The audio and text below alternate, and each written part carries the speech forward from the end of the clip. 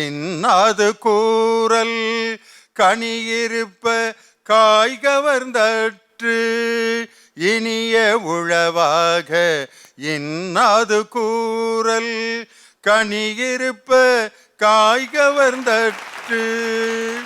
நல்ல சொற்கள் இருக்கும் பொழுது மக்களின் மனதை புண்படுத்துகின்ற இன்னா சொற்களை, அதாவது மோசமான சொற்களை பேசுவது கனிகள் இருக்கும் பொழுது காயை உண்பதை போல என்று நல்ல சொற்களை பேச வேண்டும் என்று நமக்கு 1.5 வழிகளில் கட்டளையிட்ட நம் தெய்வப்புலவர் திருவள்ளுவரின் திருக்குறளோடு இந்த நிகழ்ச்சியை தொடங்கி உலகம் முழுவதும் வாழ்ந்து கொண்டிருக்கும் கோடான கோடி கலைஞர் தொலைக்காட்சியின் ரசிக பெருமக்கள் அனைவருக்கும் என்னுடைய அன்பான வணக்கமும் வாழ்த்துக்களும்.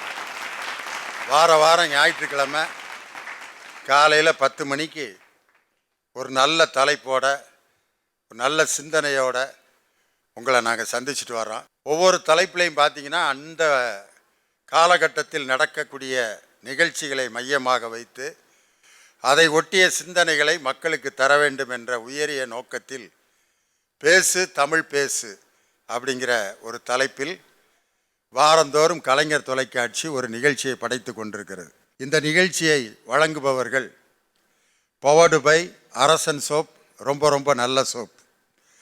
அசோசியேட் ஸ்பான்சர்டு பை இந்தியாவின் நம்பர் 1 விற்பனையாளர் லட்சுமி செராமிக்ஸ் மற்றும் ஹேப் டெய்லி மற்றும் கார்டியா அட்வான்ஸ் கோல்டு ப்ரெஷ்டு நல்லெண்ணெய்.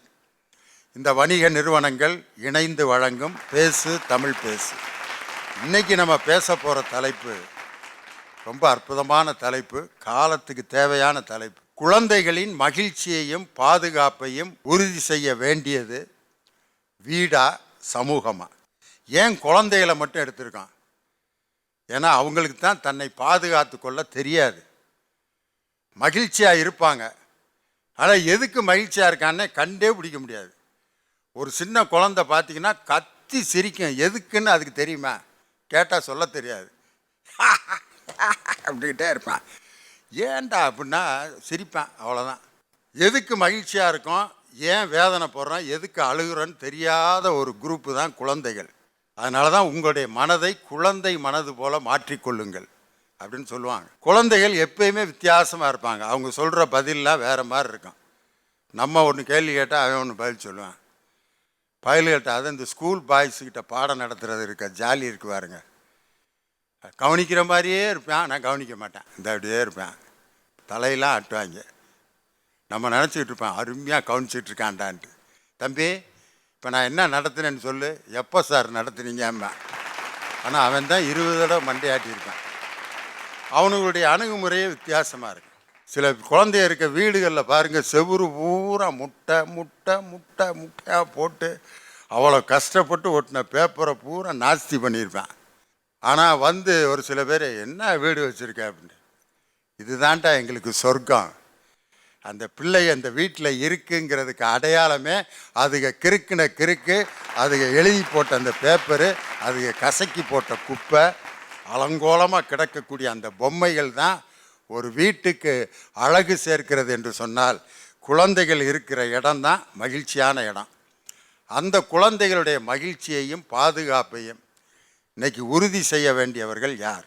வீடா சமூகமா அப்படின்னு பேச வந்திருக்காங்க. வீடுங்கிறது ஒரு குழந்தைக்கு சகலத்தையும் தீர்மானிக்கக்கூடிய ஒரு இடம், அவனுடைய நெருக்கமான உறவுகள் வாழக்கூடிய ஒரு இடம். அந்த இடம்தான் அவனுக்கு நிரந்தரம். சமூகம் என்பது அவனுடைய வயதுக்கு தகுந்த மாதிரி மாறும். சின்ன குழந்தையாக இருக்கும்போது அவன் வாழ்கின்ற சமூகம் அவனுடைய தாயின் மடியாக இருக்கும், உறவினர்களுடைய மடியாக இருக்கும். கொஞ்சம் வளர்ந்து ஓட நடக்க ஆரம்பிச்சோன்னா தெருவுக்குள்ளே வர்றான். இன்னும் கொஞ்சம் வளர்ந்த உடனே பள்ளிக்கூடத்தில் சேர்ப்பாங்க.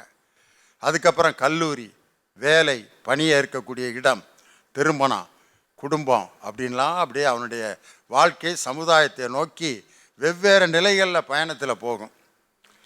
வீடுங்கிறது அவனுக்கு ஆரம்பத்தில் அடிப்படையில் உருவாக்கப்படுகின்ற ஒரு நிரந்தரமான அமைப்பு. வீடு சமூகம் எது ஒரு குழந்தையினுடைய பாதுகாப்பையும் மகிழ்ச்சியையும் தீர்மானிக்கிறது.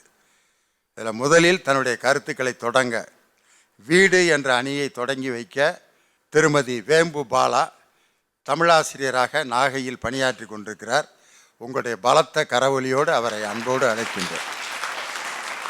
இன்றைக்கு குழந்தைகளுக்கு பாதுகாப்பு அரணாக இருக்க வேண்டியது வீடா அல்லது நாடா, சமூகமா என்கின்ற ஒரு சமூகம் சார்ந்த கேள்வியை இன்றைக்கு முன்னெடுத்திருக்கிறீர்கள். உண்மையிலேயே குழந்தைகள் என்பவர்கள் நடக்கவே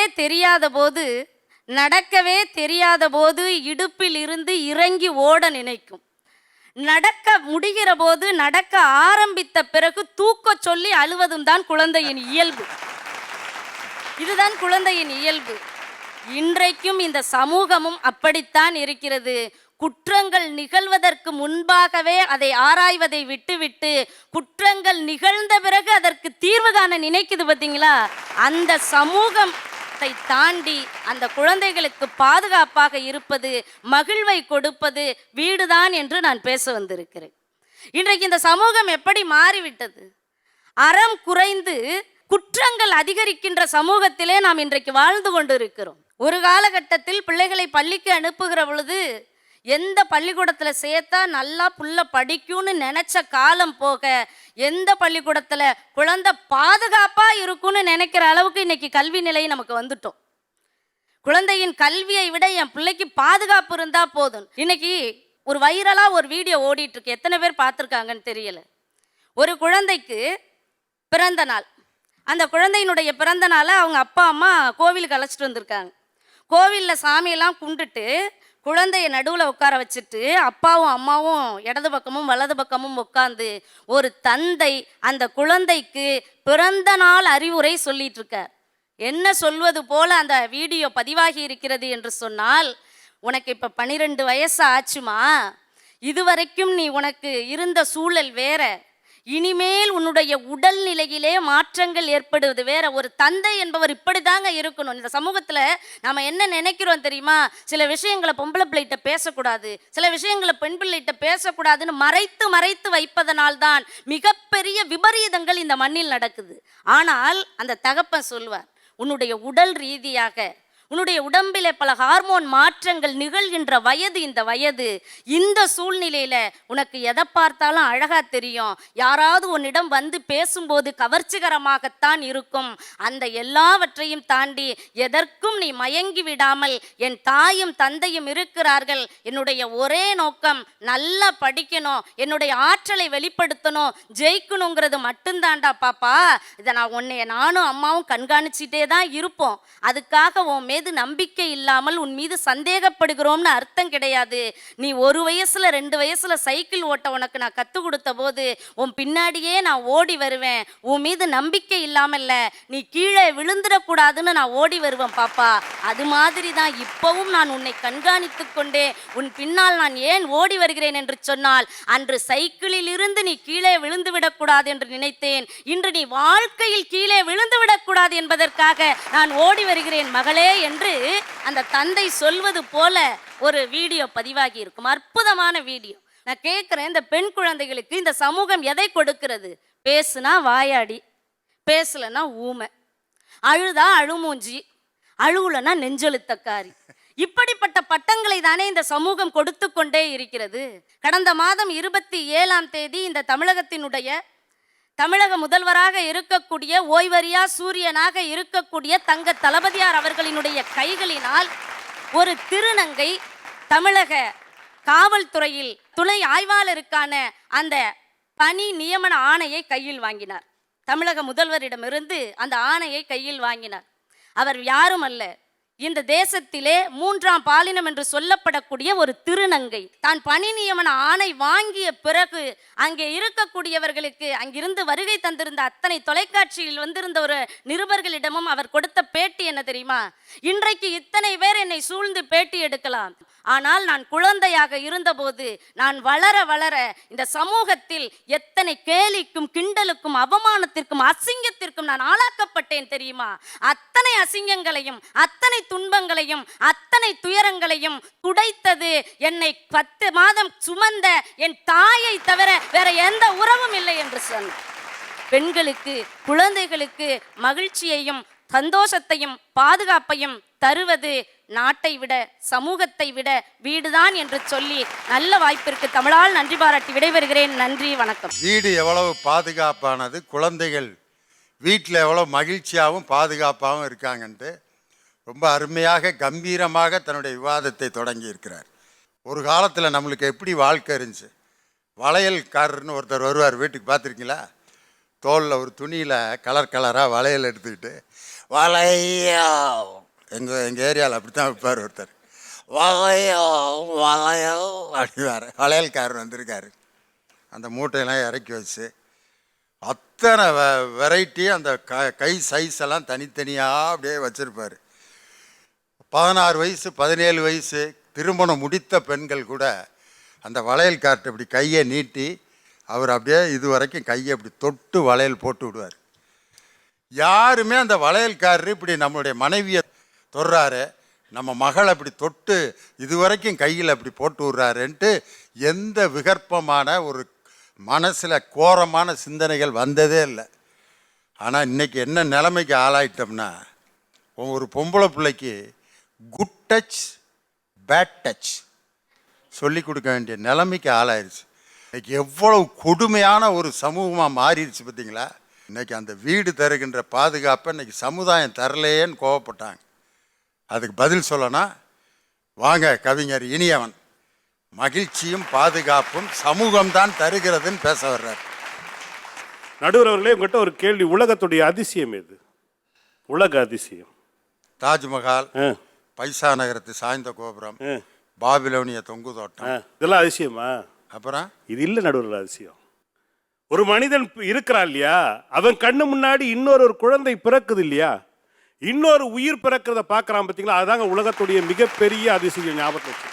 ஆனால் அந்த ஒரு சந்தோஷம் பிறக்கிற அந்த குழந்தை இருக்குல்ல, பிறந்த உடனே நம்மால் என்ன பண்ணுறான், இந்த வீடு என்ன பண்ணுது, முதல்ல எடுத்த உடனே வா டாக்டர்னு சொல்கிறாங்க, கங்க்ராச்சுலேஷன் உங்களுக்கு ஆம்பளை குழந்தை பிறந்திருக்கு, கங்க்ராச்சுலேஷன் உங்களுக்கு பொம்பளை குழந்தை பிறந்திருக்குன்னு சொன்ன உடனே ஸ்வீட்டெல்லாம் கொடுக்கறது கிடையாது. முன்னெல்லாம் ரொம்ப சந்தோஷமாக இருப்பா, பக்கத்தில் கட்டி பிடிச்சிவாங்க, கங்க்ராச்சுலேஷன் சொல்லுவாங்க, வாழ்த்துக்கள் சொல்லுவாங்க. முதல்ல ஜோசியக்காரனுக்கு ஃபோன் பண்ணுறான், பிறந்திருக்குது, எனக்கு ஆகுமா ஆகாதா, அவங்க மாமனுக்கு ஆகுமா ஆகாதா. இதில் பிறக்கிறதுல 2 இது சொல்லுவாங்க, கொடி சுற்றி பிறக்குது, மாலை சுற்றி பிறக்குது. கொடி சுற்றி பிறந்தா கோத்திரத்துக்கு ஆகாதான், மாலை சுற்றி பிறந்தா மாமனுக்கு ஆகாதான். இந்த மாமனுக்கு அந்த பிறந்த பிள்ளைக்கு ஏதாவது சம்மந்தம் இருக்கா?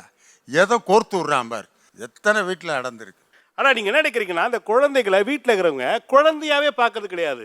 என்னவோ அது விளையாட்டு பொம்மை மாதிரி, ட்ரில் மாஸ்டர் மாதிரி யாராவது வீட்டுக்கு வந்தாங்கன்னா கூப்பிட்டு உட்காரச்சு, மாமா பாரு, அது பாட்டு நிம்மதியாக அது பாட்டு ஓரமாக உட்காந்து அது பாட்டு சொப்பு வச்சு விளையாடுங்குது. அதை கூப்பிடுதுங்க, வா மாமா வந்திருக்கார், மாமாக்கு ரைம் சொல்லு, மாமாட்ட ஹிந்தியில் பேச, தும்மாரா நாம் கே, உடனே அது சொல்லுது தும்மாரா, தும்மாரெல்லாம் கிடையாது, அமாரா சொல்லு, மேரா சொல்லு, மேரா சொல்லு, அடி. அது சொல்லிட்டு நான் பாட்டு செவனே தான்டா விளையாண்டு, என்னையாண்டா கூப்பிட்டு வந்து இவங்கிட்ட இவன் யாரா இவன் அப்படின்னு. அதுக்கப்புறம் மறுநாள் செய்தி வந்த உடனே மாமன் தவறாக நடந்தார், மாமன்கிட்ட சேராத. இப்போ அந்த குழந்தை நினைக்குது, லூசு நீயா நானா, நான் பாட்டு விளையாடிட்டு இருந்தேன், என்னை கூப்பிட்டு வந்து மாமா மடியில் உட்காருன்னு சொன்னது நீ, இன்னைக்கு மாமா கிட்ட போகாதன்னு சொல்றது நீ. அப்போ குழந்தைகளை நீங்கள் எப்படிங்க வளர்க்குறீங்க? சரி, குழந்தை பெருசாக கொஞ்சம் வளர்ந்த பிறகு பள்ளிக்கூடத்தை சேர்க்குறீங்க, சேர்த்த உடனே பெற்றவங்க சும்மா இருக்கீங்களா, அந்த அப்பங்காரங்க பண்ணுறானுப்பா, ஐயோ அவனை விச வச்சு கொண்டுடணும். தம்பி, இந்த எக்ஸாமில் நீ ஃபெயில் ஆனு வச்சுக்கோ, நான் உனக்கு அப்பனும் இல்லை, நீ எனக்கு பையனும் இல்லைடா. அவன் கேட்குறான், யோ அது மந்த்லி எக்ஸாமியா, மந்த்லி டெஸ்ட் தான், இன்னும் டிஎன்ஏ டெஸ்ட் மாதிரி பேசினுக்கிற, இன்னும் ஆராய்ச்சி பண்ணுறதுக்கா? இது இவ்வளவு கொடுமைப்படுத்த வேண்டிய நேரம் உங்கள் குழந்தைங்களை ரசிக்க கூட தெரியாத உங்கள் பெற்றவங்களுக்கு எதுக்கு குழந்தை? எனக்கு ஒன்றும் புரியலையே. நீங்கள் ஹைதராபாத்தில் ஒரு பெண்ணு டாக்டரு ராத்திரி டியூட்டி முடிச்சுட்டு வரா, டோல்கேட்டில் வண்டி பஞ்சர் ஆகுது, நிற்கிறா, அவளை கடத்திட்டு போகிறான். 4 பேர் அவளை கடத்தி பாலியல் பலாத்காரம் செய்யப்பட்டு அவள் சாகடிக்கப்படுறா. நீதிமன்றத்துக்கு விசாரணை வருது, அரசாங்கம் ரொம்ப துரிதமாக சீக்கிரம் முடிங்கன்றான். போலீஸ் அதிகாரி ரொம்ப கிளவர், ரொம்ப திறமைசாலிங்க, முடிச்சுட்டான கேஸு. எந்த இடத்துல தப்பு நடந்தா அங்கேயே போட்டு டமால் டமால் டமால் சுட்டு போட்டா முடிச்சுட்டான். இந்தியா மட்டும் இல்லைங்க, உலகம் முழுக்க சேர்ந்து அவளை பாராட்டுறானே. நீங்க கையில் எடுக்க முடியுமா? உங்க பொண்ணை சாவடிச்சா, உங்க பொண்ணை தப்பா பண்ணிட்டா, நான் போய் வெட்டுறேன்னு சொல்ல முடியுமா? சமூகம் கையில் சட்டம் இருக்குங்க, சமூகத்துக்கு மிகப்பெரிய பொறுப்பு இருக்கு. நீங்க இன்னைக்கு ஷாருக் கான் எவ்வளவு பெரிய ஆளு, 50 ரூபாயில தன்னுடைய வாழ்க்கை ஆரம்பிச்சவர், வெறும் 50 ரூபா சம்பளத்தில். ஆனால் இன்னைக்கு ஷாருக் கானுடைய பாதுகாப்புக்கு அவர் செலவு பண்ற தொகை எவ்வளவு தெரியுங்களா? 2.5 கோடி பாதுகாப்பு அதிகாரிக்கு, அவருடைய பாதுகாப்பு அதிகாரி கொடுக்குற காசு 2.5 கோடி ரூபாய் கொடுக்குறாரு. நான் கேட்கிறேன், 2.5 கோடி பாதுகாப்பு, உன்னுடைய பாதுகாப்புக்காக கொடுக்குற செலவு, உன் பிள்ளை ஏன் பாதுகாக்கல? இன்னைக்கு கோர்ட்டு கொட்டி இருக்கு, நறுக்குன்னு கொட்டி இருக்கு, மோதிரத்தை நகர்த்தி எச்ச தொட்டு நங்கு நங்கு நங்குன்னு கொட்டி இருக்கு, ஒழுங்கா பிள்ளைய வளரான்னு சொல்லிட்டு. சமூகம் கொட்டுங்க. நீங்க சும்மா சும்மா சமூகம் சரியில்லை சரியில்லை சொல்லிட்டாதீங்க. இன்னைக்கு நீங்க சொல்றீங்கல்ல, அந்த மாதிரி சொல்றாங்க, பெண்கள் மென்மையானவள், ரொம்ப அழகானவள். ஆமா, மென்மையானவள். நானும் கல்யாணம் ஆனதுக்கு முன்னாடி அப்படிதான் நினைச்சிட்டு இருந்தேன், பெண் மென்மையானவள், அமைதியானவள்னு. கல்யாணம் பண்ண ஆனவரை தான் தெரியுது அவள் பத்திரகாளின்னு சொல்லிட்டு. சார், கல்யாணத்துக்கு முன்னாடி நான் போய் பேசிட்டே இருந்தேன், அவன் பேசாம இருந்தா. சார், கல்யாணம் 22 வருஷம் அவள் தான் பேசுறான், நான் இங்கே பட்டிமன்றத்தில் வந்தால் தான் நான் பேசுறேன். இதை கேட்டு போல பேர் கை தட்டுறாங்களே, இப்போ உன் குரூப் தான் எல்லாம் அப்படியே. நடுவர் அவர்களே, நீ நான் என்று பேசக்கூடாது, நாம் என்று பேசினால் உலகம் ஓட்டும். நம்ம குரூப்பு, புரியுதுங்களா சார்? நீங்கள் மொபைல் ஃபோனை நீங்கள் வாங்கி கொடுக்குறீங்க, சமூகம் வாங்கி தரல. மொபைல் ஃபோனை நீங்கள் வாங்கி கொடுக்குறீங்க, மொபைல் ஃபோனை கெட்டுப்பிடிச்சி சமூகம் கெடுத்துச்சுன்னு. இன்னைக்கு தமிழ்நாடு போலீஸ் துறை ஒன்று பண்ணியிருக்கு, ஒரு காவலன்னு ஒரு ஆப்பு. ரொம்ப பெரிய கஷ்டம்லாம் வேணாம், 100 எல்லாம் நீங்கள் அழுத்திலாம் காது வைக்கணும். ஃபோன் அப்படியே வச்சுக்கிட்டு அதில் ஒரு பட்டன் இருக்குது, அதை லைட்டாக கூட போதும், 3 நிமிஷத்தில் போலீஸ் வந்துடுது. சமூகம் பார்த்துக்கிட்டு, அப்பாட்ட சொல்லுங்களேன், அம்மா கிட்ட சொல்ல, நான் பிஸியாக இருக்கேன், உங்கள் பெரியப்பா கிட்ட சொல்ல, எவனும் வரமாட்டான். சமூகம் வரும் சார். யாரையும் சமூகம் தவறு செய்தால் தண்டிக்க கொஞ்சம் கூட தயங்காது. எனவே பாதுகாப்பான சூழல் என்பது வீட்டில் அல்ல, நாட்டில் தான் இருக்கிறது என்று கூறி விடைபெறுகிறேன். நன்றி, வணக்கம். சமூக பாதுகாப்பு திட்டம் அப்படிங்கிறது என்னென்னங்கன்னு ஒரு பாடம் எடுக்க சொன்னால் இனியும் அதை எடுத்து முடிச்சிட்டார். சமுதாயத்தில் என்னென்ன பாதுகாப்புகள் இருக்குது, வீட்டில் நம்மளுக்கு பாதுகாப்புக்கு மகிழ்ச்சிக்கு என்ன வேண வைக்கிறாங்க, அதுக்கு பதில் சொல்லணும். வாங்க, நாகை நாகராஜன் வாங்க தம்பி. உலகத்தில் அம்மாவை விட பாதுகாப்பு எதுவுமே கிடையாது. சமூகம் பாதுகாப்பா? நான் ஒன்றும் பெரிய, நீங்கள் இந்த பட்டிமன்றத்துக்கு பெரிய தீர்ப்பெல்லாம் எங்கேயும் போக வேண்டாம். திருவிளையாடல் புராணத்தை எடுத்துக்கங்க. சிவபெருமான்கிட்ட நாரதர் ஒரு பழம் கொடுத்தார். என்ன பழம்? எங்கள் அண்ணன் லியோனி மாதிரி ஒரு ஞான பழம் இல்லையா? அந்த பழத்தை என்னடா பண்ணுறதுன்னா, சமூகம்தான் என்னை காப்பாற்றும், சமூகத்தை வெற்றி கொண்டால் நான் இந்த பழத்தை பெறுவேன், முருகன் மயில் எடுத்துகிட்டு வெளியில் போனார். ஆனால் அம்மா அப்பா தான் உலகம் என்று சொன்ன விநாயகருக்குத்தான் அந்த ஞானப்பழம் கிடைத்திருக்கிறது என்று சொன்னால், வீடுதான் உலகம் என்று நினைக்கிற மகனுக்கும் மகளுக்கும் தான் வெற்றி கிட்டுமே தவிர உலகத்தை உலகம் என்று நினைக்க கிடையாது. சார், வீட்டில் ஒழுங்காக தமிழ் சொல்லி கொடுத்து நடத்தி நம்ம பிள்ளைங்களை வெளியில் அனுப்புனா, கிளாஸில் பாடம் எடுக்கிற எந்த டீச்சராவது தமிழை ஒழுங்காக எடுக்குதா? நான் தமிழ்நாடு பாடநூல் நிறுவனத்தின் தலைவரை வைத்து கொண்டு சொல்லுகிறேன். ஒரே ஒரு செய்தி, இந்த உலகத்திலேயே நர்சரின்னு ஒரு கண்டுபிடிச்சி 2.5 வயசில் அந்த பிள்ளைய கொண்டு போய் வச்சுக்கிட்டு அந்த மிஸ்ஸுங்கிற பேரில் அதுங்க படுத்துகிற பாடு எவ்வளோ கொடுமைங்கிறீங்க. அன்றைக்கி போய் பார்க்குறேன் சார், ப்ரீ கேஜின்னு ஒரு செக்ஷன் பள்ளிக்கூடத்தில், ப்ரீ கேஜி. அந்த ஹெட்மாஸ்டரை கூப்பிட்டு கேட்டேன், என்னையா ப்ரீ கேஜின்னு? அந்த பிள்ளைங்க வாயில் விரல் சூப்புது பார்த்தியா, அந்த விரலை பிரித்து விடுறதுக்கு பேர் ப்ரீ கேஜி. ஒரு 2.5 வயது குழந்தை என்ன சொல்லுதுன்னு புரிந்து கொள்ள முடியாத சமூகத்தில் இன்றைக்கி ஆசிரியர்கள் இருக்காங்க. இன்றைக்கி பொம்பளை பிள்ளைங்களை விட ஆம்பளை பிள்ளைங்களை பாதுகாக்கிறது ரொம்ப கஷ்டம். என் பையன் பெரியவன் காலேஜுக்கு போகணுன்னு சொல்கிறான், அவன் போயிட்டு வர வரைக்கும் நான் வயிற்றில் நெருப்பை கட்டிக்கிட்டு இருக்கிறேன். இன்றைக்கி நிலைமை மாறி போச்சு, உண்மைதான். ஆனால் அந்த குழந்தைங்க ஆம்பளை பிள்ளை பொம்பளை பிள்ளைன்னு இல்லை சார். உலகத்திலேயே அம்மாவுக்கு உண்மையிலேயே பிரசவ வேதனை 10 மாதம்தான். பெத்து போட்டால் பிள்ளைக்கு வேலை முடிஞ்சு போச்சு. ஆனால் 10 மாதத்தில் தாய்க்கு முடிகிற கடமையை அந்த குழந்தையை அழைத்து கொண்டு போய் அவனை ஒரு இடத்திலே நிறுத்துகிற வரைக்கும் 25 ஆண்டு காலம் அவள் வயிற்றில் சுமந்த குழந்தையை தன் தோளில் சுமக்கிற ஒரே உறவு அப்பா என்கிற உறவு என்பதை யாரும் மறந்து போயிடக்கூடாது. அதை நான் சொல்லலை சார், 3000 ஆண்டுகளுக்கு முன்பு இலக்கியத்திலே சொன்னான், ஈன்று புறந்தறுதல் என் தலை கடனே, சான்றோனாக்குதல் தந்தைக்கு கடனே. பல வெளிநாடுகளில் கல்விக்கு கட்டணமே கிடையாது. அவர் தான் சொன்னார் செய்தி. பல வெளிநாடுகளில் கல்விக்கு கட்டணம் கிடையாது, சமூகம் இலவச கல்வி தருது. ஆனால் அவன் தோல்வியுற்றால் அவனுக்கு உரிய கட்டணத்தை அவன் வீடு கட்ட வேண்டும்னு சொல்கிறாங்க. அப்படின்னா என்ன அர்த்தம்? வாழ்க்கையில் வெற்றி அடைந்தால் சமூகம் அவனை கொண்டாடும் நண்பர்களே, தோல்வி அடைந்தால் அந்த தோல்வியின் சுமையையும் அதனுடைய வேதனையையும் தூக்கி நிறுத்தி தன் மகனை மீண்டும் உருவாக்கக்கூடிய வாய்ப்பு வீட்டுக்குத்தான் உண்டே தவிர நாட்டுக்கு கிடையாது. காதல் திருமணம் செய்ய வேண்டும் என்று சொல்வதில் எனக்கு தவறில்லை. ஆனால் அது பாதுகாப்பாக இருக்குமா? அந்த காலத்திலேயே பாசமலர் திரைப்படத்தில் ஒரு அற்புதமான தாலாட்டு பாட்டு போட்டான். சாவித்திரி பாடுவார்கள், மாமன் தங்கை மகளான மங்கை உனக்காக உலகை விலை பேசுவார். புள்ள பொம்பளை புள்ள பிறந்த உடனேயே எங்கள் அண்ணனுக்கு ஒரு ஆம்பளை புள்ள பிறந்திருக்கு, அந்த ஆம்பளை பிள்ளைக்கு தான் இந்த பொம்பளை புள்ளைன்னு சொல்லி அந்த மலர்ந்தும் மலராத பாடல். யோசிச்சு பாருங்க, ஒரு குழந்தை பெண் குழந்தைக்கு தன் மாமன் மகன் தான் சார். மாமன் உறவை பற்றி அவர் ரொம்ப இதாக சொல்லிட்டு போயிட்டார். மாமாவை பார்த்து இனிமேல் பழகாத சார். இந்த உலகத்தில் இருக்கிற உறவுகள்லையே வேறு எந்த நாட்டிற்கும் வேறு எந்த இனத்திற்கும் வேறு எந்த மொழிக்கும் இல்லாத சிறப்பு மாமன் என்கிற இந்த ஒரே உறவு தான். காரணம், இந்த உலகத்திலேயே தன் சகோதரிக்கு பிறந்த குழந்தையை தோல் மீது மட்டுமல்ல, தொட்டில் கட்டுவது மட்டுமல்ல, அவளை கொண்டு போய் கட்டி கொடுப்பது வரை மாலை போட்டு வழி அனுப்புகிற மகத்தான உறவு மாமன் உறவு. அந்த மாமன் உறவை தவிர வேற எந்த உறவும் கிடையாது. அது பாதுகாப்பு இல்லையா? எப்படி இருந்தாலும் ஒரு குழந்தைக்கு பாதுகாப்பு என்பது, அது ஆணோ பெண்ணோ, எப்படி இருந்தாலும் பாதுகாப்பு என்பது சமூகத்தில் இன்றைய நிலையில் இல்லை.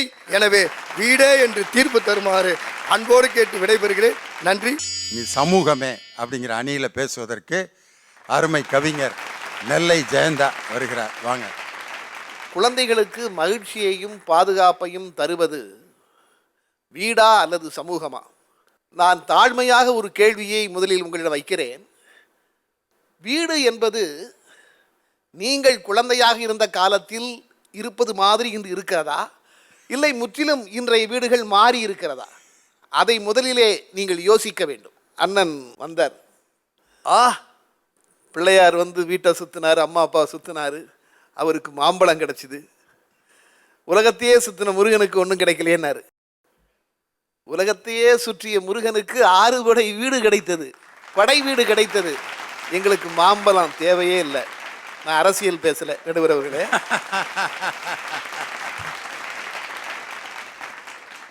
என்னுடைய கேள்வி எல்லாம் வீடு இன்று வீடாக இல்லை நடுவரவர்களே. எப்படி மகிழ்ச்சி இருக்க முடியும்? ஒரே ஒரு குழந்தை தான் இருக்கு எல்லார் வீட்லையும். பெரும்பாலும் இன்று ஒரு குழந்தை தான் இருக்கிறது. குழந்தைகள் பொம்மையோடு மட்டும்தான் விளையாடி கொண்டிருக்கின்றன, பொம்மைகளோடு தான் விளையாடுகிறது. ஆக மகிழ்ச்சி என்பது அவர்களுக்கு எப்படி இருக்கும்? வீட்டிற்குள் எப்படி மகிழ்ச்சி கிடைக்கும்? முதலில் வீட்டில் இன்று எல்லோரும் ஒரு குழந்தை, எல்லாரும் பெரும்பாலும். ரெண்டாவது, இந்த நேரத்தில் எல்லாருமே அப்பாவும் வேலைக்கு போயிடுறாங்க, அம்மாவும் வேலைக்கு போயிடுறாங்க. 2 பேரும் வேலைக்கு போகிற வீடுகள் இன்று பெருகிவிட்டன. இதில் அவங்க வந்து சொல்கிறாங்க, கண்காணிப்பாங்களாம். ஒரு வீடியோ போட்டிருக்காங்க, பையனை எப்படி கண்காணிக்கணும் வீடியோவில் சொல்கிறாங்க. எங்கப்பா கண்காணிக்கிறது? 2 பேரும் வேலைக்கு போயிட்டு சாயந்தரம் வந்து ஆளாளுக்கு ஒரு செல்ஃபோனில் பேசிக்கிட்டு இருக்காங்க. இதில் குழந்தையை எங்கே கவனிப்பது? ஆக வீட்டில் ஒரு குழந்தை மட்டுமல்ல, வீட்டில் இன்று 2 பேரும் வேலைக்கு போகிறார்கள். இது இரண்டாவது. மூன்றாவது, வீட்டு பாடம் என்று சொல்லக்கூடிய அந்த ஒரு வீட்டு பாடம்னு கொடுக்குறாங்களே குழந்தைகளுக்கு, அதில் இருக்கிற பெரிய தொல்லைங்க. அதைத்தான் அப்துல் ரஹ்மான் சொன்னார், புத்தகங்களே எங்கள் குழந்தைகளை கிழித்து விடாதீர்கள்னு சொன்னார். கவிக்கு அப்துல் ரஹ்மான், புத்தகங்களே எங்கள் குழந்தைகளை கிழித்து விடாதீர்கள் என்று சொன்னார். நீங்கள் பாருங்கள், வாழ்க்கையில் வெற்றி பெற்றவர்கள் எல்லோரும் தங்கள் வெற்றிக்கு காரணம் வீடு என்று சொல்வதை விடவும் சமூகத்தை தான் கை காட்டுவார்கள். அப்துல் கலாம் நீங்கள் எப்படி வந்தார் என்றால் ராமேஸ்வரத்திலே இருக்கிற ஒரு ஆசிரியரின் பெயரை சொல்கிறார். ஆக ஒரு சமூகம்தான் மனிதர்களை உருவாக்குகிறது, மகிழ்ச்சியாக்குறது, பாதுகாப்பாக்குறது என்பது உருவாக்குவதே சமூகம்தான். அது மட்டுமல்ல, விவேகானந்தரை நாம் எல்லோரும் கொண்டாடுகிறோம். நரேந்திரனாக கல்லூரியிலே கல்கத்தாவிலே அமர்ந்திருக்கிற பொழுது வில்லியம் ஹாஸ்டி என்கிற பேராசிரியர் பாடம் நடத்துகிறார். வில்லியம் ஹாஸ்டி என்கிற பேராசிரியர் வேர்ட்ஸ்வொர்த்தினுடைய கவிதையை நடத்துகிறார். சுற்றுலா சென்றால் மனம் பரவசமாகும் என்கின்ற கவிதையை நடத்துகிறார். சொல்கிறார், சுற்றுலா சென்றால் மனம் பரவசமாகும். ஆனால் தான் நினைத்த மாத்திரத்தில் மனதை பரவசமாக்கக்கூடிய ஒரு மகானை சந்தித்தேன், அவர் பெயர் ராமகிருஷ்ண பரமஹம்சர் என்று சொல்லுகின்ற பொழுது அந்த நேரத்தில் நரேந்திரனுடைய காதிலே விழுந்த அந்த ஒரு வார்த்தை, யார் ராமகிருஷ்ண பரமஹம்சர் என்று தனக்குள் கேட்க ஆரம்பிக்கிறான். அங்கிருந்து தான் விவேகானந்தர் உருவாக்குகிறார். ஆக சமூகம்தான் எல்லாவற்றிலும் மனிதர்களை உருவாக்குகிறது, மனிதர்களை மகிழ்ச்சியாக்குகிறது என்பதில் இரண்டாவது கருத்தே இல்லை. மனமிட்டு பேசுவதற்கு நண்பர்களோடு தான் பேச முடியும். இந்த வீடுகளில் பேசுவதற்கு ஆட்களே இல்லை. நண்பர்களோடு தான் இன்று நாம் மனம் விட்டு பேச முடியும். அதனால்தான் சமூகம்தான் ஒரு மனிதனை மகிழ்ச்சிக்குள்ளாக்குறது என்பதில் இரண்டாவது இல்லை. விளையாட்டை எடுத்துக்கொள்ளுங்கள் நடுவர் அவர்களே. இன்னைக்கு குழந்தைகளே வந்து வீட்டை விட்டு எப்போ பார்த்தாலும் சின்ன குழந்தையே மாலுக்கு போகணுங்குது. விளையாடுவதற்காக அது மாலை தான் இன்று தேர்ந்தெடுக்கிறது. மாலுக்கு போகணுன்னு தான் சொல்லுது எல்லா குழந்தைகளும். அதுதான் உண்மை. ஆக நீங்கள் விளையாட்டாக இருந்தாலும் சரி, கல்வியாக இருந்தாலும் சரி, ஒழுக்கமாக இருந்தாலும் சமூகம்தான் உங்களுக்கு எல்லாவற்றிலும் கற்றுக் கொடுக்கிறது. அழகாக சொன்னார் நண்பர் இனிவன், அழகாக சொன்னார். சரியாக இல்லை என்றால் இந்த சமூகம் தான் உங்களை தண்டிக்கும். ஆக அதற்கு பயந்துதான் ஒரு மனிதன் ஒழுக்கமாக மாற முடியும். அந்த விதிமுறைகள் சட்டங்களை வீடு வகுக்க முடியாது. விதியையும் சட்டங்களையும் வீடு வகுக்க முடியாது, சமூகம் தான் வகுக்க முடியும். ஆக எல்லாவற்றிலும் சமூகம்தான் ஒரு குழந்தையாக இருந்தாலும் பெரியவர்களாக இருந்தாலும் அவர்களுக்கு மகிழ்ச்சியையும் பாதுகாப்பையும் தருவது சமூகம்தான் என்று சொல்லி வாய்ப்பிற்கு நன்றி கூறி முடிக்கிறேன். நன்றி, வணக்கம். ஒரு காலத்தில் வந்து சின்ன பையன் பெரிய பையன் கரெக்டாக வித்தியாசம் தெரியும். டவுசர் போட்டிருந்தா அவன் பையன். அதே மாதிரி பொம்பளை பிள்ளைகளை பார்த்தீங்கன்னா பாவாடை ஜாக்கெட்டு, அது சின்ன பிள்ளை. அதே மாதிரி பெரிய பிள்ளை ஆயிடுச்சுனாக்கா அதுக்கு பாவாடை தாவணி போட்டு விடுவாங்க, சேலை கட்டம். அப்படி ஒரு தெளிவாக தெரியும் இதுதான் குழந்தை, இதுதான் பெரியவங்கன்னு. இன்றைக்கி 60 வயசு கிழவன் டவுசர் போட்டு வர்றாரு. டவுசர் போட்டு கடைக்கு வந்து ஜாமான் வாங்கிட்டு இருக்காரு. ஒரு டவுசர் ஒரு பனியை. அன்னைக்கெல்லாம் இப்படி போட முடியுமா? ஒரு 25 வருஷத்துக்கு முன்னாடி டவுசர் போட்டு ஒருத்தர் வந்தாருன்னா இன்னும் வேட்டி கட்டாமல், யோ பொம்பளையெல்லாம் வந்துட்டு இருக்காங்க டவுசரோட வந்து, மனுஷனா நீன்னு கத்தி குமிச்சு விடுவான். வேட்டி லேசாக அவுந்துட்டாலே ஐயோ வேட்டி அவுந்துருச்சு அவங்க தாத்தாக்கா, ஐயோ மானம் போயிடுச்சுன்னு டவுசரை போட்டு கூசாமல் வர்றான் ஐயா. சரி, ஆம்பளைய டவுசர் போட்டு வந்தால் பரவாயில்ல, நான் இதுக்கு மேலே விளக்கம் சொல்லலை. பொம்பளை டவுசரை போட்டு அது பாட்டுக்கு வருது. யார் குழந்தை யார் பெரியவர் கண்டுபிடிக்க முடியல. இன்னைக்கு காலம் மாறிடுச்சு. இன்னைக்கு இந்த மாற்றத்துக்கு மத்தியில் பாதுகாப்பையும் மகிழ்ச்சியையும் இன்னைக்கு சமூகம் தானே தந்துகிட்டு இருக்கு. வீடு எங்கே கொடுக்குது? அதுக்கு பதில் சொல்லணும்னா, நிறைவாக வீடே என்ற அணியை நிறைவு செய்ய எங்கள் அருமை டாக்டர் ஜெய ராஜமூர்த்தி வருகிறார். வாங்க. குழந்தைகள் அதிகம் பாதுகாப்பாக இருப்பது வீட்டில்தான் என்று நாங்கள் பேச வந்திருக்கிறோம். சமூகம்தான் என்று எனக்கு முன்பாக இருவர் பேசியிருக்கிறார்கள். அதில் இப்போ வந்துட்டு போனார்ல அருமை நண்பர் கவிஞர் ஜெயந்தா அவர்கள் சொன்னார்கள், எங்களுடைய அணியை சார்ந்த நாகராஜ் அவர்களுக்கு பதில் சொல்லுகின்ற முகத்தான் ஒரு விஷயம் சொன்னார். முருகனுக்கு 6 படை வீடு கிடைச்சிருக்கு, பிள்ளையாருக்கு ஒன்றும் கிடைக்கலன்னு சொன்னார். ஏங்க, ஒவ்வொரு கோயில்லையும் முதல்ல போய் யாரை நம்ம வணங்க முடியும்னா எடுத்த உடனே முன்னாடி இருக்கிறது பிள்ளையார் தாங்க. பிள்ளையாருக்கு தான் முதல் மரியாதை. அதுக்கப்புறம் தான் மற்ற தெய்வங்களை நாங்கள் போய் பார்க்க முடியும். கோயிலுக்கே போனது இல்லை நினைக்கிறேன் அவர். புது கணக்கு எழுதுறப்ப, ஏதாவது ஒரு பேப்பரில் எழுதுறப்ப பிள்ளையார் சுழி போட்டு தான் எழுதுறாங்க. பாட்டே இருக்கு, பிள்ளையார் சுழி போட்டு செயல் எதுவும் தொடங்கு. கோவிந்தராஜன் பாடினதுயா. முருகன் சுழிலாம் எவனும் போடுறதில்லை, பிள்ளையார் சுழி தான். அவனுடைய குலதெய்வத்தினுடைய சுழியை கூட எவனும் போடுறதில்லை.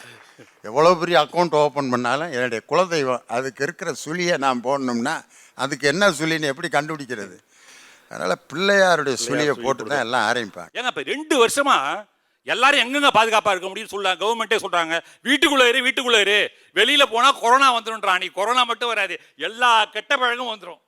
சும்மா சிகரெட்டு பிடிக்காதவங்க கூட அப்படி இப்போ தெருவில் ஒரு ரூபா பண்ணினா அவன் பாட்டு அவன் ஊதுறதை பார்த்துட்டு அதே மாதிரி ஊதணும்னு சில பேர் ஆசைப்படுவான். அதில் என்ன அப்படிங்கிறது தெரியல, அப்படி சுவாரஸ்யமாக விட்டுட்டு இருப்பான். அதில் வளையமாக வேற விட்டுட்டு இருப்பான். அது வளையம் இல்லடா, உனக்கு கழுத்துக்கு வரக்கூடிய சுருக்குன்னு ஒரு கவிஞர் எழுந்தார். அருமையான வார்த்தை. இப்படி சமுதாயத்துக்கு போனால் தான் இதெல்லாம் பார்க்குறான், கெட்டு போயிடுறான். அடுத்து சொன்ன அந்த தண்ணி பாட்டி இருக்கு, ஐயோ கல்யாணத்துக்கு போனால் தண்ணி அடிக்காத ஒருத்தனை 4 பேர் தண்ணி சேர்ந்தா வா மச்சிம்மா, சும்மா நான் அடிக்கிறது இல்லைடா அப்படின்னு சொன்னா கூட நீ அடிக்க வேணாண்டா, சும்மா வாடா அப்படின்னு உட்கார வச்சு இவனுக்கு எல்லாம் சாப்பிட்டு இருப்பாங்க. அவன் நீ சும்மா உட்காந்துருக்கடா, நாங்களாம் சாப்பிட்டுட்டு இருக்கோமே இல்லை, அவனுக்கு ஒரு ஏதாவது பெப்சி ஒன்று ஆர்டர் பண்ணுறா, இல்லைன்னா ஒரு கூல் ட்ரிங்க்ஸ்ல சோடா சாப்பிட்டுட்டு இருப்பான். இவனுக்கு 4 பேர் அடிச்சுட்டு இவனுக்கு பேசுகிறத பார்த்துட்டு அவன் அப்படியே கடுப்பாகி உட்காந்துருக்கால கொஞ்சம் பார்க்கறதுமா ஒரு ஆள் கிளப்பி விடுவான். சும்மா லேசாக சாப்பிட்றா, ஆரம்பத்தில் லேசாக சாப்பிட்டா போகுதுடா, அதிகமாக சாப்பிட வேண்டாம். ஒருத்தனை கெடுக்கிறதுனா 4 பேர் சேர்ந்து சமுதாயம் தான் கெடுக்கிறத விட வீட்டில் உள்ளவன் யாரோ அப்பாவோ அம்மாவோ அந்த பழக்கத்தை ஏற்படுத்துவதல்ல, சமுதாயம் தான் புகைப்பிடிப்பது, இந்த மது எழுதுவது எல்லாத்துக்கும் காரணம் அவங்க தான்.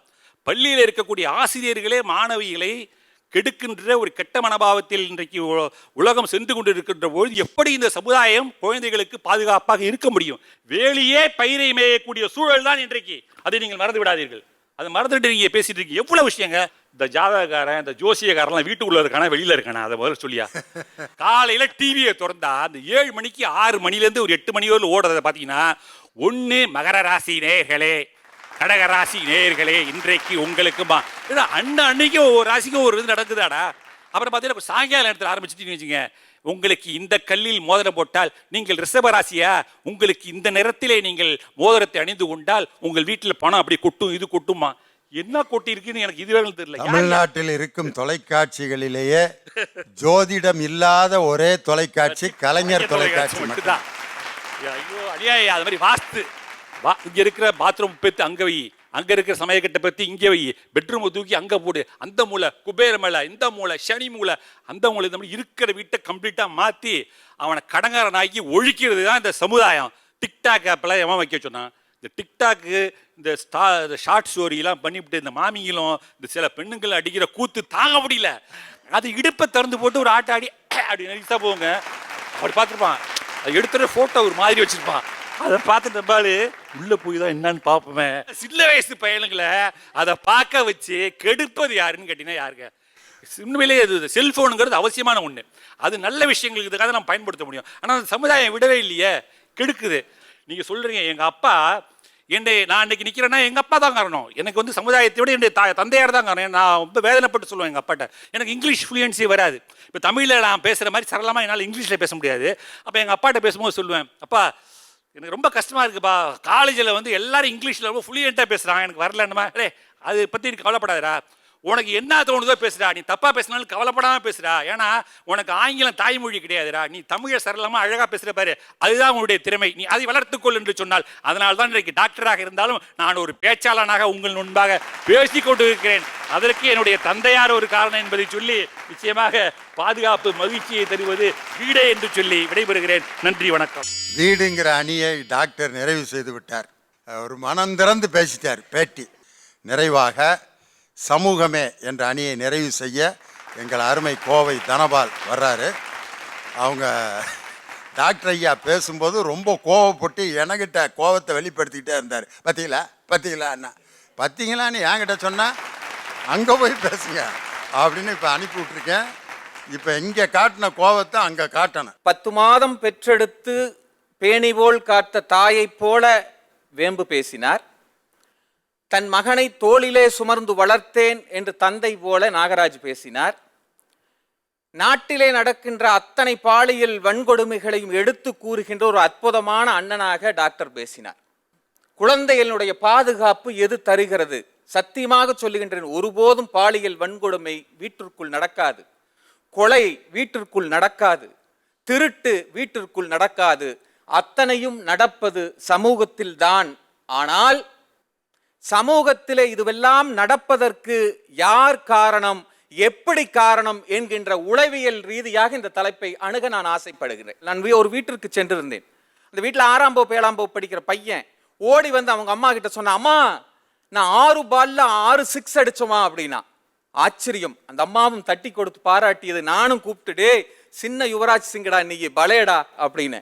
அவன் சிரிச்சுட்டு ஆமா அங்கிள் அப்படின்னா. அப்புறம் வேற என்னடா விளையாடுவேனா? நான் பேட்மிண்டன் விளையாடுவேன், ஹார்ஸ் ரைடிங் விளையாடுவேன், டென்னிஸ் விளையாடுவேன், அது விளையாடுவேன். நான் சொன்னேன், இவ்வளோ விளையாடுறதுக்கு உனக்கு எங்கடா டைம்னு கேட்டேன். அவங்க அம்மா சிரிச்சுட்டே சொன்னாங்க, இல்லைங்க எல்லாமே ஃபோனில் ஏப்பை டவுன்லோடு பண்ணி செல்போனில் விளையாடிட்டு இருக்கிறான்னு சொன்னாங்க. சிரிப்பதற்காக சொல்லவில்லை. நீங்கள் விளையாட்டை ஏப்பை டவுன்லோடு பண்ணி செல்போனில் விளையாட சொன்ன விபரீதம் தான் இன்று ஏஸ் ஆப்பிலே லட்சக்கணக்கிலே உன் மகன் தோற்பதற்கும் காரணம், ப்ளூ வேகிலே உன் குழந்தை இறப்பதற்கும் காரணம். இது மூல ஆதாரம் உங்களிடம்தான் இருக்கிறது என்கின்ற குற்றச்சாட்டை நான் வைக்கிறேன். ஒரு சின்ன குழந்தை 3ஆம் வகுப்பு படிக்கிற குழந்தைய டீச்சர் சொல்றாங்க, இந்த பிறவில நம்ம மனித பிறவியை எடுத்துட்டோமா, அடுத்த பிறவில நீ என்ன வாங்கணும்னு ஆசைன்னு கேட்கும் பொழுது சிங்கமாகணும், புலியாகணும், அதாகணும், இதாகணும்னு சொல்லுன்னு பார்த்தா ஒரு குழந்தை சொல்லுச்சு, நான் அடுத்த பிறவியில் தொலைக்காட்சியாக பிறக்க வேண்டும் என்று சொன்னது. ஏன்னு கேட்டா, தொலைக்காட்சியைத்தான் என் அம்மா 24 மணி நேரம் பார்த்து கொண்டிருப்பார். ஏன், என் அப்பா வேலையிலிருந்து வந்தவுடன் தொலைக்காட்சியை மட்டும்தான் அவரும் கண்காணிப்பார். அதைவிட என் உறவினர்கள் எல்லாம் ஒன்று சேர்ந்ததும் தொலைக்காட்சியை பற்றியுமே பேசிக் கொண்டிருக்கிறார்கள். அதனால் அடுத்த பிறவியில் நான் தொலைக்காட்சியாக பிறந்தால் எல்லோரும் என்னை பற்றி பேசுவார்கள், என்னை ரசிப்பார்கள் என்று ஒரு குழந்தை சொல்லுகிறது என்று சொன்னால் சிந்தித்து பாருங்கள். தெய்வ மகள் என்னானால் என்பது உங்கள் பிரச்சனையாக இருக்கிறது. நீ பெத்த மகள் என்னானால் என்பது உனக்கு தெரியாமல் போய்விட்டதே. தாய்மார்களை சிந்தித்து பாருங்கள். சமுதாயத்தை ஏன் குறை சொல்லுகிறீர்கள்? ஒரு தொலைக்காட்சிங்க, எல்லாரும் நீங்க பார்த்துட்டு இருக்கிறவங்க அத்தனை பேரும் பார்த்த அந்த ஒரு சம்பவம் தான் ரியாலிட்டி ஷோ. அவங்க பெத்தவங்களை அந்த ரியாலிட்டி ஷோக்குள்ள கூப்பிடுறாங்க. அந்த பொண்ணை பெத்த அம்மா வந்தோன்ன திட்டுறாப்ல, ஏண்டி நீ எதுக்குடி இங்க வந்த, அவனுக்கு ஊட்டி விடவா வந்த கேட்ட கேள்வி. ஊட்டி விடவா வந்தேன்னு அந்த அம்மா கேட்கறாள, நீ எதுக்கு அதுக்குள்ள அனுப்பிச்சங்கிறத யோசிச்சு பாத்தியா? நீ அப்படியே அனுப்பிச்சவ 4 சேரை எடுத்து கொடுத்து அனுப்பிச்ச, 4 ஷார்ட்ஸ் எடுத்து கொடுத்து உள்ள அனுப்பிச்சு போட்டு நாடே பார்க்கணும்னு சொல்லி போட்டு அவனுக்கு எதுக்கு ஊட்டி விடன்னு கேட்கறியேமா? இதுக்கு முன்னாடி அந்த யோசனை இல்லையா? பாலியல் வன்கொடுமைகளுக்கு காரணம் அரைகுறை ஆடைதான். அரைகுறை ஆடையை எடுத்து தந்தது யார்? பெத்தவளை பார்த்து நான் கேட்கிறேன், எடுத்து தந்தது யார்? ஒருவேளை பெண்ணே எடுத்துட்டு வந்ததுன்னா அதை போட அனுமதித்தது யார்? சிந்திக்க வேண்டாமா? நடப்பதெல்லாம் சமூகத்தில் தான் பாலியல் வன்கொடுமைகள். சார், மனசு நொந்து சொல்ற, உன் பொண்ணுக்கு படிக்க முடியல, சிரமப்படுது, ஆனா அப்பா 1200க்கு 1200 மார்க் வாங்க சொல்லி இருக்கிறாங்க, அப்பா இன்ஜினியராக சொல்லி இருக்கிறாங்க, அப்பா டாக்டராக சொல்லி இருக்கிறாங்க, இன்டர்னல் மார்க்ஸ் இருக்குது, நம்ம எப்படியோ பாஸ் பண்ணணும். நீங்க கொடுக்கிற பிரஷர்ல, சார் இது உளவியல் ரீதியா கோவிச்சுக்காதீங்க, நீங்க கொடுக்கிற பெத்தவங்க கொடுக்கிற பிரஷர்ல என்ன தெரியாம அந்த குழந்தை போய் அந்த காமுகன் கிட்டவெல்லாம் சிக்கிக்கிறத தவிர நீங்கள் சிந்தித்து பார்க்க வேண்டும். 1000 உயிர்களை காப்பாற்ற வேண்டும் என்று நினைத்த அந்த குழந்தை தன் உயிரையே மாய்த்து கொள்ளுகிறது என்று சொன்னால் நீங்கள் சிந்தித்து பாருங்கள். இந்த நிலைமை பெத்தவங்களுடைய ஆசைதான் காரணம். தயவு செய்து இந்த நிகழ்ச்சியில பேசுவதற்கு வாய்ப்பு கிடைத்ததுக்கு இந்த ஒரு செய்தியை சொல்லுகின்றேன். பொம்பளை பிள்ளைக்கு அப்பம் பாடம் சொல்லி கொடுக்கறத நிறுத்துங்க, பெத்த பையனுக்கு அம்மா பாடம் சொல்லி கொடுங்க. இந்த வயசுல உனக்கு ஹார்மோன்ஸ் மாறும்டா, அதைய பார்க்கணும்னு தோணும், இதைய பார்க்கணும்னு தோணும், இதைய தொட சொல்லு, அதைய தொட சொல்லு, இதையெல்லாம் நீ தொடக்கூடாது. பெத்த தாய் சொல்லுங்க, நான் சொல்றேன், அவன் தொடர்றதை நிறுத்துவான் சார். உளவியல் ரீதியாக சொல்லுகின்றேன், இந்த நாட்டிலே குழந்தைகளுக்கு பாதுகாப்பை தர வேண்டியது குடும்பம்தான். அதை நீங்கள் தவறிவிடுகிறீர்கள். அதற்கு மீறி நாங்கள் போக்சோ சட்டத்தை போட்டு 20 நாளிலே தூக்கு தண்டனை கொடுத்து நாங்கள் காப்பாற்றுகிறோம். அதிலே எங்களுக்கு திருப்தி இல்லை. ஏனென்று சொன்னால் நடந்ததற்கு தண்டனை கொடுப்பது பெரிதல்ல, நடக்காமல் இருப்பதற்குத்தான் நாம் இந்த பட்டிமன்றத்தை நடத்தி கொண்டிருக்கிறோம். நடக்காமல் இருக்க வேண்டும் என்று சொன்னால் அதற்கு முழு பொறுப்பு தாயும் தகப்பனுமாகிய வீடுதானே தவிர சமூகம் ஒருபோதும் இல்லை. நன்றி, வணக்கம். எல்லாம் இந்த அணியே கோவக்கார அணியாயிருச்சு. அப்படியே கொதிச்சு போய் உணர்ச்சி வசப்பட்டு என்னையால் நிப்பாட்ட முடியல. மணியெல்லாம் அடித்தா மணியை பிடிங்கி தூக்கி எறிஞ்சிருவார் போல. ரெடியா மணியா, எவ்வளோ முக்கியமான விஷயம் பேசிகிட்டு இருக்கேன், மணியை வேற அடிச்சுக்கிட்டு அந்த ரேஞ்சில் இருந்தார் தனபால். காரணம் இன்னைக்கு சமுதாயத்தில் அப்படி நடக்குது. பிள்ளைகளோட முதல்ல நேரத்தை அதிகமாக செலவழிங்க. வேலை வேலை வேலை வேலை வேலை சம்பார்த்தியம், வேலை சம்பார்த்தியம், வேலை சம்பார்த்தியம், அது இது கணக்கு வழக்கு. பிள்ளைகளோட கொஞ்ச நேரம் சந்தோஷமாக இருக்கிறதுக்குன்னு நேரத்தை ஒதுக்குங்க. அது ரொம்ப முக்கியம். இன்னைக்கு அது இல்லாதனால தான் பல பிரச்சனை வருது அப்படின்னு யார் இந்த குரூப் சொல்லுது. சமுதாயம் மட்டும் என்ன பெரிய யோக்கியமாக இருக்கா அப்படின்னு சொல்லி இவங்க ரொம்ப கோவப்படுறாங்க. இன்னைக்கு ஒரு காலத்தில் இங்கேருந்து நம்ம ஆளுங்க 2 பேர் அரசியல்வாதிக ரஷ்யாவுக்கு போயிருக்கேன். என்னை மாதிரி வெள்ளை வேஸ்ட்டு வெள்ளை சட்டையை போட்டுக்கிட்டு ரஷ்யா எங்கே மாஸ்கோவில் இறங்கி நைட்டு 1:30 மணிக்கு டாக்ஸியில் போகிறாங்க. போகிறப்ப ஓட்டிக்கிட்டு ஒரு டிரைவர் யாருன்னு பார்த்தா அழகான பொண்ணு, ரஷ்யா பொண்ணு, ஒரு 20-22 வயசு இருக்கான். அதுக்குள்ள அப்படியே ஓட்டிக்கிட்டே வருது. அப்போ ஒரு ஆள் கேட்டிருக்கான், இந்த நேரத்தில் நீ இப்படி நைட்டில் டிரைவராக இருக்கிய, உனக்கு எதுவும் பிரச்சனை வராதா அப்படின்னா அந்த பிள்ளை இங்கிலீஷில் சொல்லியிருக்கு, எங்கள் நாட்டில் இருக்கவங்க அப்படிலாம் இல்லை, எந்த நேரத்தில் பெண்கள் இருந்தாலும் கௌரவமாக எங்களை வழி அனுப்பிடுவாங்க அப்படின்னு சொன்னோன்னே இவனுங்க எங்களை மாதிரி குரூப்புக வெளிநாட்டிலேருந்து ஏதாவது ஏடா ஓடமா பண்ணிட்டா என்னம்மா செய்வேன் அப்படின்னா டக்குன்னு டாக்ஸி நின்றுச்சு. பேக்லேருந்து ஒரு துப்பாக்கி எடுத்துச்சு, இப்படி காமிச்சிச்சு, போத பூரா இறங்கிருச்சு அவங்களுக்கு. அம்மா முதல்ல கொண்டு போய் இறக்கி விட்டுருமா, தெரியாமல் பேசிட்டான். அந்த நாட்டில் அந்த பெண்ணை பாதுகாக்கிறதுக்கு துப்பாக்கி வைக்கிறதுக்கு அந்த நாட்டில் உரிமை கொடுத்துருக்கிறார். நம்ம பிள்ளைகளுக்கு அப்படி துப்பாக்கியை கொடுத்து அனுப்ப முடியுமா? முடியாது. என்ன செய்யணும்னா, பெற்றோர்கள் முதல்ல உங்கள் பிள்ளைகளுக்கு நம்பிக்கை, தைரியத்தை கொடுக்கணும். முதல்ல தற்காப்பு கலைகளை சொல்லி கொடுக்கணும். இன்றைக்கி வகுப்பில் பார்த்தீங்கன்னா, ஒரு காலத்தில் சைக்காலஜின்னு ஒரு பாடமே இன்றைக்கி இருந்தது. 6வதுலேருந்து 12th வரைக்கும் உளவியல் அப்படிங்கிறது ஒரு பாடமாக இருந்துச்சு. இன்றைக்கி அதை எடுத்துட்டாங்க.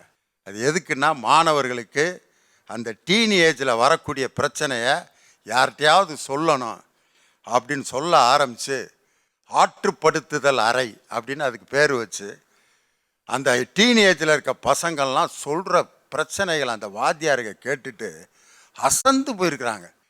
இன்றைக்கி நான் சொல்கிறேன், வகுப்பில் ஒரு பள்ளியில் இது மாதிரி கவுன்சலிங் சென்டர்ஸ், மாணவர்களுடைய உணர்வுகளை புரிந்து கொண்ட ஆசிரியர்கள் அவனுடைய உணர்வுகளை சொல்வதற்கான வாய்ப்பை முதல்ல ஏற்படுத்தி கொடுக்கணும். அந்த மாதிரி ஒரு இடம் இருந்துச்சுன்னா, கண்டிப்பாக தனக்கு ஏதாவது ஒன்று நடந்துச்சு அப்படின்னு சொன்னால் உடனே வந்து அந்த இடத்துல சொல்கிறதுக்காவது ஒரு இடம் இருக்கே அப்படின்னு நினச்சி அந்த இடத்துல வந்து சொல்லுவான். மொபைல் ஃபோனுன்னு ஒன்று வந்த பிறகு நடக்கக்கூடிய அக்கிரங்கள் தான் இது அத்தனையும். பிள்ளைகள் பிரச்சனை கொடுக்குறான்னு டக்குன்னு மொபைலை கொடுத்து உட்கார வச்சா அவன் பாட்டுக்கு உட்காந்து நோண்டிக்கிட்டே இருக்கேன். அப்பா அம்மா 2 பேரும் குடும்ப பிரச்சனையெல்லாம் எல்லாம் பேசி முடிச்சுட்டு அவன் மொபைலை பார்த்து அசந்து அப்படியே கீழே போட்டு தூங்குறான். அப்போ அவன்கிட்ட வாழ்க்கையில் அப்பா அம்மாவினுடைய அன்பு முழுமையாக கிடைக்கலையேன்னு வேதனைப்படுற குழந்தைய எத்தனை பேர் இருக்கு. இன்றைக்கி யோசனை பண்ணி பாருங்கள். ஒரே ஒரு விஷயம் நான் சொல்கிறேன், சமுதாயத்தில் எல்லோரையும் பாதுகாப்பதற்கு இன்றைக்கி சமுதாயத்தில் அப்படிப்பட்ட ஒரு வசதி வாய்ப்புகள் ரஷ்யாவில் கொடுத்த மாதிரி துப்பாக்கியை கொடுக்கக்கூடிய சமூகம் இன்றைக்கி நம்ம சமூகம் இல்லை. ஒரு குழந்தையை பாதுகாப்பையும் மகிழ்ச்சியையும் தீர்மானிக்கணும். பட்டம் விடுறோம், அந்த பட்டம் அழகாக பறக்குது. உங்கள் குழந்தைக்கு நீங்கள் சுதந்திரம் கொடுக்கறது பட்டம் பறக்கிற மாதிரி உங்கள் குழந்தையை எவ்வளோ உயரத்துக்கு வேணாலும் பறக்க விடுங்க, சுதந்திரமாக பறக்க விடுங்கள். ஆனால் பாசம் என்ற நூல் உங்கள் கையில் இருந்தால் தான் அந்த குழந்தையினுடைய சுதந்திரமும் பறிபோகாது. அந்த குழந்தை மீண்டும் எந்த நேரத்திலும் நீங்கள் அந்த நூலை சுருட்டி பட்டத்தை உங்கள் பக்கத்துக்கு கொண்டு வந்துடலாம். எனவே பட்டத்தை பறக்க விடுவதை போன்ற சுதந்திரத்தை உங்கள் குழந்தைகளுக்கு கொடுங்கள். பாசம் என்ற நூல் அருந்து போகாமல் உங்கள் குழந்தைகளை நீங்கள் வளர்த்தால் பாதுகாப்பையும் மகிழ்ச்சியையும் தருவது சமூகம் அல்ல, வீடுதான். ஒரு குழந்தைக்கு பாதுகாப்பையும் மகிழ்ச்சியையும் தர வேண்டிய கடமை ஒரு வீட்டுக்குத்தான் இருக்கிறது என்று இந்த விவாதத்தை நிறைவு செய்து, வீட்டை மகிழ்ச்சியாக வைத்திருப்போம், குழந்தைகளை மகிழ்ச்சியாக வைத்திருப்போம், மகிழ்ச்சியான குழந்தைகளோடு நேரத்தை செலவழிப்போம், குழந்தைகளுடைய திறமைகளை அங்கீகரிப்போம், அவர்களுக்கு சமுதாயத்திலே பல வாய்ப்புகளை பெற்றோர்களாகிய நீங்கள் ஏற்படுத்தி தாருங்கள் என்று சொல்லி இந்த அருமையான விவாதத்தை நிறைவு செய்து, பேசு தமிழ் பேசு என்ற நிகழ்ச்சியை வாரந்தோறும் வழங்கி அதை ரசித்து கொண்டிருக்கக்கூடிய கலைஞர் தொலைக்காட்சியின் என் உயிரினும் மேலான ரசிக பெருமக்களுக்கு வணக்கத்தை சொல்லி விடைபெறுகிறேன். நன்றி, வணக்கம்.